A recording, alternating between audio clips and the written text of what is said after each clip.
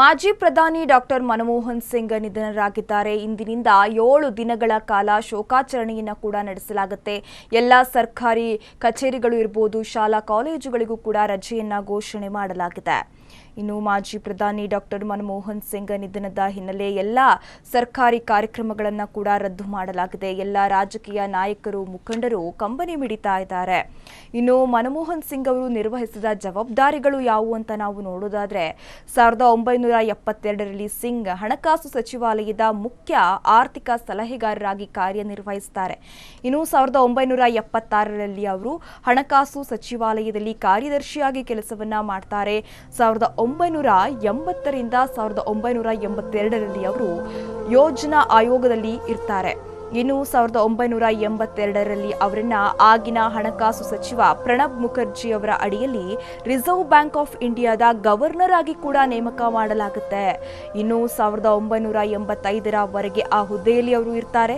ಇನ್ನು 1985ರಿಂದ 1987ರವರೆಗೆ ಯೋಜನಾ ಆಯೋಗದ ಭಾರತದ ಉಪಾಧ್ಯಕ್ಷರಾಗಿ ಕೂಡ ಅವರು ಕೆಲಸವನ್ನ ಮಾಡ್ತಾರೆ.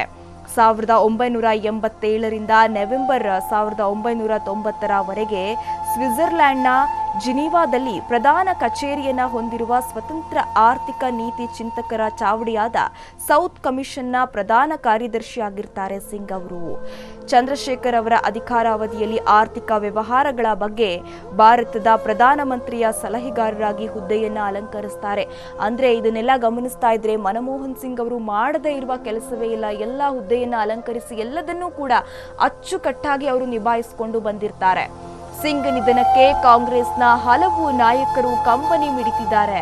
ಸಚಿವರಾದ ಪರಮೇಶ್ವರ್, ಆರೋಗ್ಯ ಸಚಿವರಾಗಿರುವಂತಹ ದಿನೇಶ್ ಗುಂಡೂರಾವ್ ಅವರು, ರಾಜಸ್ಥಾನ ಮಾಜಿ ಮುಖ್ಯಮಂತ್ರಿ ಸಚಿನ್ ಪೈಲಟ್ ಅವರು ಕೂಡ ಇದೀಗ ಕಂಬನಿಯನ್ನ ಮಿಡಿದಿದ್ದಾರೆ. ಸಂಸದ ಮನೀಶ್ ತಿವಾರಿ ಸೇರಿ ಹಲವಾರು ಕಾಂಗ್ರೆಸ್ನ ನಾಯಕರು, ಮುಖಂಡರುಗಳು ಕೂಡ ಸಂತಾಪವನ್ನ ಸೂಚಿಸ್ತಾ ಇದ್ದಾರೆ. ಈಗ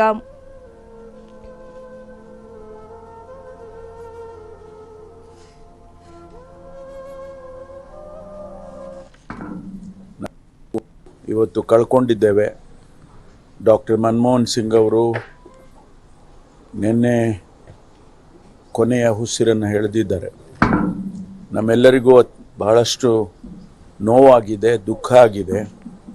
ವಿಶೇಷವಾಗಿ ಕಾಂಗ್ರೆಸ್ ಪಕ್ಷ ಈ ದೇಶದ ಆರ್ಥಿಕ ದಿಕ್ಕನ್ನೇ ಬದಲಾಯಿಸುವಂಥ ತೀರ್ಮಾನ 1991ರಲ್ಲಿ ಸನ್ಮಾನ್ಯ ನರಸಿಂಹರಾವ್ ಅವರು ಪ್ರಧಾನಮಂತ್ರಿಗಳಾಗಿದ್ದಂಥ ಸಂದರ್ಭದಲ್ಲಿ ಡಾಕ್ಟರ್ ಮನಮೋಹನ್ ಸಿಂಗ್ ಅವರು ಹಣಕಾಸಿನ ಸಚಿವರಾಗಿ ಒಂದು ಹೊಸ ಅಧ್ಯಾಯವನ್ನು ಪ್ರಾರಂಭ ಮಾಡಿದರು. ಇವತ್ತೇನಾದರೂ ವಿಶ್ವದಲ್ಲಿ ಭಾರತ ಒಂದು ಆರ್ಥಿಕತೆಯಲ್ಲಿ ಹೆಸರನ್ನು ಪಡ್ಕೊಂಡಿದ್ರೆ ಅಥವಾ ಅತ್ಯಂತ ವೇಗವಾಗಿ ಬೆಳೀತಕ್ಕಂಥ ಒಂದು ಆರ್ಥಿಕತೆ ಭಾರತದ್ದು ಅಂತ ಹೇಳಬೇಕಾದ್ರೆ ಅದಕ್ಕೆ ಮೂಲ ಕಾರಣ ಡಾಕ್ಟರ್ ಮನಮೋಹನ್ ಸಿಂಗ್ ಅವರು. We've lost a great son of India. I think as Prime Minister, as Finance Minister, as Governor of the RBI, his contributions will be remembered for a very long time. I've had the great honor and pleasure to work in his cabinet, and he was someone who put nation first in all that he did, the reforms that he did, the policies he made for this country. He will be remembered for a very long time, but I think the most endearing qualities were of honesty, humility and credibility. So it's a great, with great sadness we have received the news, and I give my condolences to his family, to his admirers, to his supporters in India and all across the world.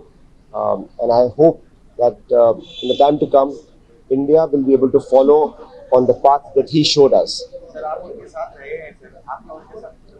मुझे बहुत सौभाग्य प्राप्त हुआ, उनके साथ मुझे काम करने का मौका मिला.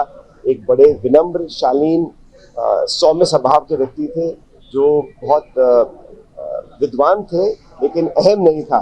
उन्होंने कभी भी श्रेय लेने की कोशिश नहीं करी और हमेशा सबको साथ लेकर चले, और उन्होंने अपने जीवन में जो सादगी और विनम्रता प्रदर्शित करी वो हम सबके लिए बहुत बड़ा उदाहरण है. मैं अभी आज कर्नाटक से दिल्ली जा रहा हूँ.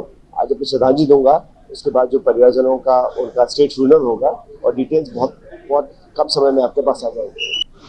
ಇದು ನಮ್ಮೆಲ್ಲರಿಗೂ ನಮ್ಮ ದೇಶಕ್ಕೆ ಬಹಳ ದುಃಖ ಆಗ್ತಾ ಇದೆ ಅಂತ ನಾನು ಅನ್ಸ್ಕೊತಾ ಇದ್ದೀನಿ. ಏಕೆಂತಂದ್ರೆ ನಮ್ಮ ದೇಶದ ಆಧುನಿಕ ಆರ್ಥಿಕ ಅಡಿಪಾಯ ಯಾರಾದ್ರೂ ಕೊಟ್ಟಿದ್ರೆ ಅದು ಡಾಕ್ಟರ್ ಮನಮೋಹನ್ ಸಿಂಗ್ ಅವರು.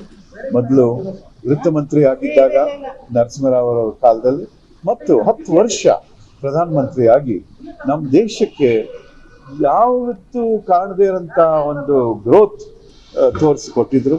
ಅದೇ ಥರ ಬರೀ ಗ್ರೋತ್ ಅಲ್ಲ, ಎಲ್ಲರಿಗೂ ಹರಡಬೇಕು ಅಂತ ಅಂದ್ಬಿಟ್ಟು ಬೇರೆ ಬೇರೆ ಥರ rights based legislation, right to education, right to food security, Mahatma Gandhi national right to employment guarantee, ಇವೆಲ್ಲ ಅವ್ರು ತಂದಿದ್ದು. ಅದೇ ಥರ ಇಂಟರ್ನ್ಯಾಷನಲ್ ಫೀಲ್ಡ್ನಲ್ಲಿ ನೀವು ಒಬಾಮಾನ ಕೇಳಿ, ಪ್ರೆಸಿಡೆಂಟ್ ಒಬಾಮಾನ ಕೇಳಿ, ಯಾರಾದರೂ ನೀವು ಗೌರವಿಸ್ತೀರಾ ಅಂತ ಕೇಳಿದ್ರೆ ಅವರು ಭಾರತದ ಡಾಕ್ಟರ್ ಮನಮೋಹನ್ ಸಿಂಗ್ ಅಂತ ಅಂತಾರೆ.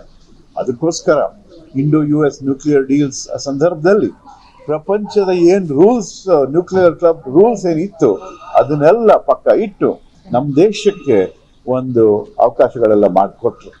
ಈ ತರ ನಮ್ಮ ಮನಮೋಹನ್ ಸಿಂಗ್ ಅವರ ಕೊಡುಗೆ ನಮ್ಮ ದೇಶಕ್ಕೆ, ಅದಕ್ಕೆ ನಾವು ಜ್ಞಾಪಕ ಇಟ್ಕೋಬೇಕು. ನನಗೆ ಇದು ಪರ್ಸನಲ್ ಲಾಸ್. ನಾವು 6 ವರ್ಷ ಒಟ್ಟಿಗೆ ರಾಜ್ಯಸಭಾದಲ್ಲಿ ಇದ್ವು. ಆ ಸಂದರ್ಭದಲ್ಲಿ ಅದಕ್ಕಿಂತ ಮುಂಚೆನು ನನ್ನ ಬಗ್ಗೆ ಅವ್ರಿಗೆ ಬಹಳ ಅಫೆಕ್ಷನ್, ಪ್ರೀತಿ ಇತ್ತು, ಆತ್ಮೀಯತೆಯಿಂದ ನನಗೆ ಪ್ರೋತ್ಸಾಹ ಕೊಡ್ತಾ ಇದ್ರು. ನನಗೆ ನಿಜವಾಗ್ಲೂ ಇದು ಬಹಳ ದುಃಖದ ಸಂದರ್ಭ ಅಂತ ಹೇಳ್ತಾರೆ. ಅವ್ರ ಆತ್ಮಕ್ಕೆ ಶಾಂತಿ ಸಿಗುತ್ತೆ. देखिए बहुत बहुत दुखित बात है। मैं तो